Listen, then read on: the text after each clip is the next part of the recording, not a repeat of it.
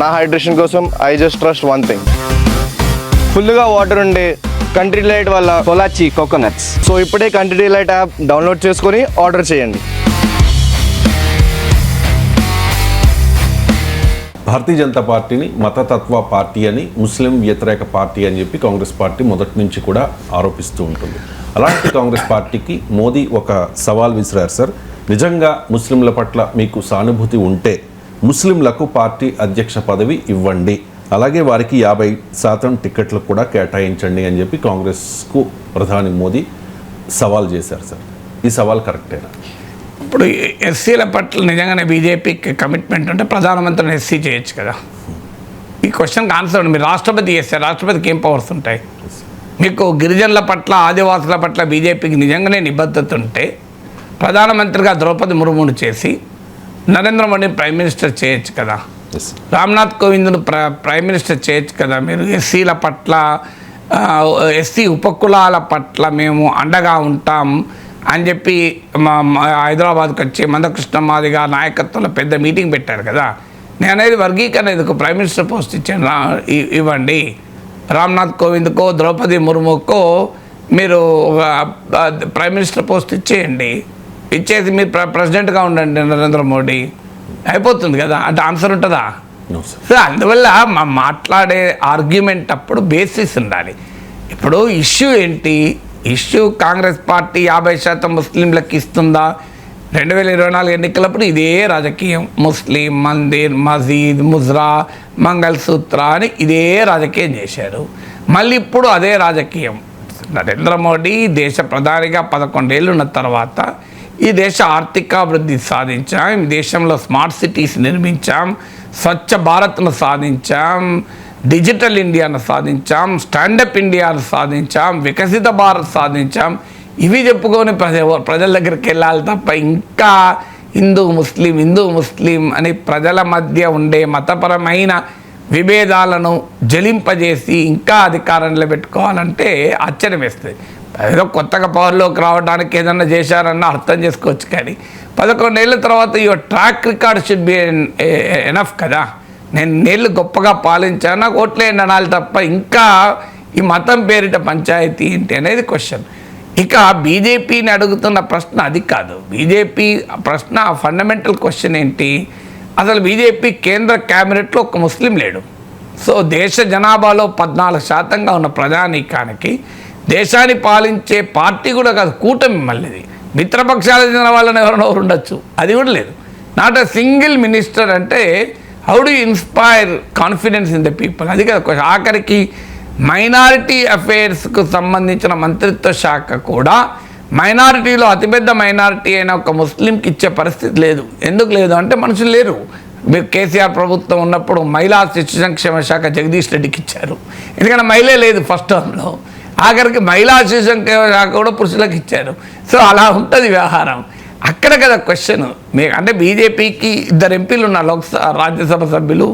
లోక్సభ సభ్యులు ఉన్నారో లేదో గుర్తులేదు, కానీ లోక్సభ రాజ్యసభ కలిపితే 2 సభ్యులు ఉన్నారు. ఇప్పుడు వాళ్ళలో ఒకరికి మంత్రి పదవి ఇవ్వవచ్చు అని ఇప్పుడు చర్చ జరుగుతోంది.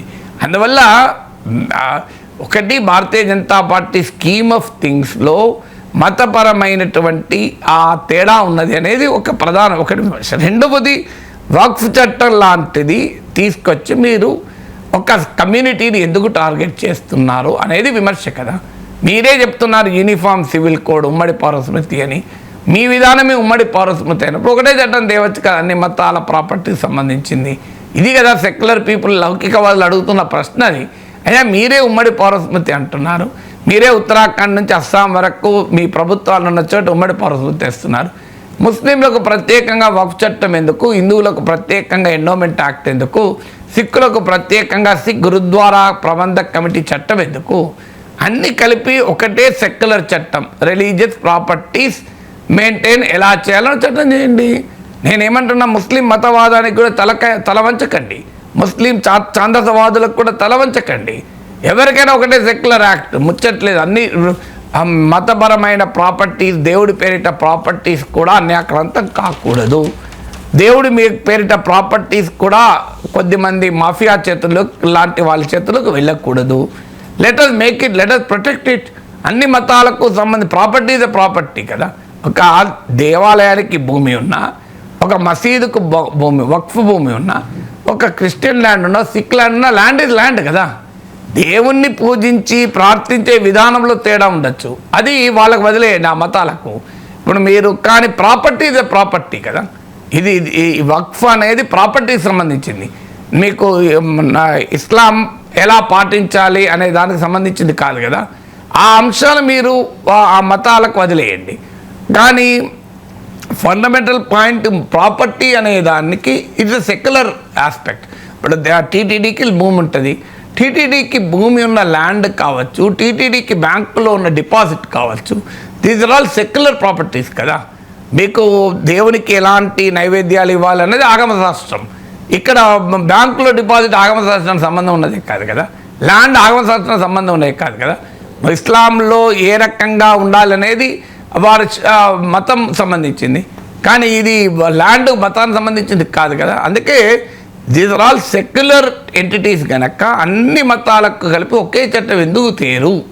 మీ యూనిఫామ్ సివిల్ కోడ్కు అనుకూలమైందే కదా. ఒకే దేశం ఒకే ఎన్నిక, ఒకే దేశం ఒకే ట్యాక్స్ అంటున్నారు కదా. ఒకే దేశం ఒకే మతపరమైన ఆస్తుల చట్టం ఎందుకు తేరు? ఈ ప్రశ్న అడుగుతుంటే మీరు 50% ముస్లింలకు ఇస్తారా, మీరు ముస్లింలను అధ్యక్షుడిగా చేయండి అంటే ఎస్సీల అధ్యక్షుడు ఉండకూడదా? మరి బీజేపీ విధానం అది. ఆయన మల్లికార్జున్ ఖర్గే ప్రెసిడెంట్గా ఉండడాన్ని బీజేపీ సహించలేదా, అంగీకరించలేదా? ఈ ప్రశ్న కాంగ్రెస్ వాళ్ళు రేపు అడుగుతా ఆన్సర్ ఏంటి? మీకు ఎస్సీ ప్రెసిడెంట్గా ఉండడాన్ని మీరు అంగీకరించలేకపోతున్నారు. కాంగ్రెస్ పార్టీ ఎస్సీని అధ్యక్షుని చేసిండ్రు, మరి బీజేపీ ఎందుకు ఎస్సీని అధ్యక్షుని చేయరు? మీరు ఎందుకు ప్రధానమంత్రి పదవి ఎస్సీకి ఇవ్వరు అంటే ఆన్సర్ ఉండాలి కదా. సో అందువల్ల ఈ రకమైన ప్రశ్నలు వేస్తే ఆన్సర్లు ఉండవు.